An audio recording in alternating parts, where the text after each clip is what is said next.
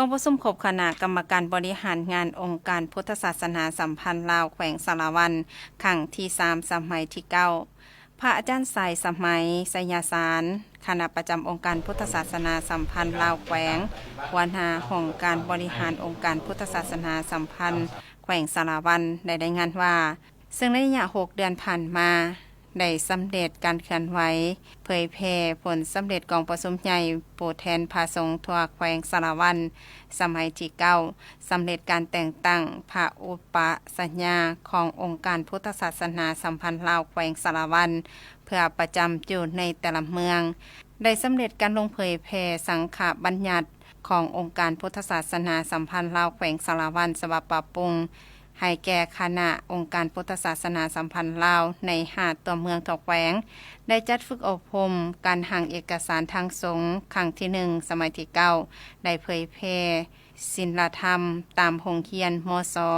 โดยเฉพาะแม่นอยู่เมืองเหล่างามและเมืองคงสิดลนอกจากนั้นยังได้เคลื่อนไหวลงสุกโยเวียกงานด้านต่างๆเช่น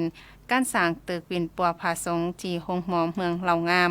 สุกโยการสร้างสำนักงานองค์การพุทธศาสนาสัมพันธ์ลาวเมืองนครเพ็งเปิดการนำใส่สำนักงานองค์การพุทธศาสนาสัมพันธ์ลาวเมืองสารวันและส่งโยให้คณะองค์การพุทธศาสนาสัมพันธ์ลาวเมืองคงสิดลในการประกอบส่วนในการสร้างหอหลักเมือง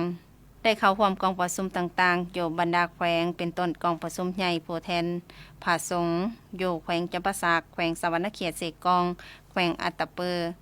และกองประชุมใหญ่ผู้แทนผาสงฆ์ในทั่วประเทศกองประชุมใหญ่ผู้แทนแนวราสังศาสตร์ที่ได้จัดขึ้นอยู่นครหลวงเวียงจันทน์ในประกอบส่วนช่วยเหลือสังคมเป็นต้นได้นำพาสร้างเส้นทางเข้าวัดในทั่วแขวงและนอกนั้นยังได้ประกอบส่วนช่วยเหลือปานที่ได้รับผลกระทบจากการเกิดอัคคีภัยและด้านอื่นๆที่ได้รับผลสำเร็จจากนั้นในกองประชุมประธานองค์การพุทธศาสนาสัมพันธ์ลาวใน5เมืองยังได้รายงานการจัดตั้งปฏิบัติเปียกงาน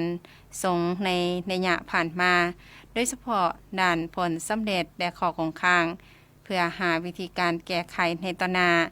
จากนั้นก็ได้ประกอบความคิดความเห็นใส่ทิศทางแผนการใน6เดือนถ่ายปี2026ในตอนท้ายยังได้หาฟังคำโอลมจากพระอาจารย์ศรีประเสริฐสยามปัญญา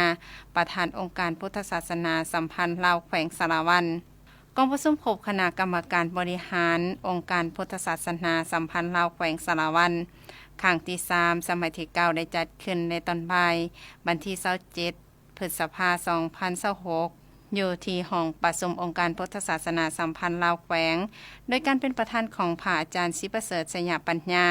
กรรมการส่วนกลางองค์การพุทธศาสนาสัมพันธ์แห่งสาธารณรัฐประชาธิปไตยประชาชนลาวประธานองค์การพุทธศาสนาสัมพันธ์ลาวแขวงสารวันมีพระอาจารย์กรรมการองค์การพุทธศาสนาสัมพันธ์ลาวแขวง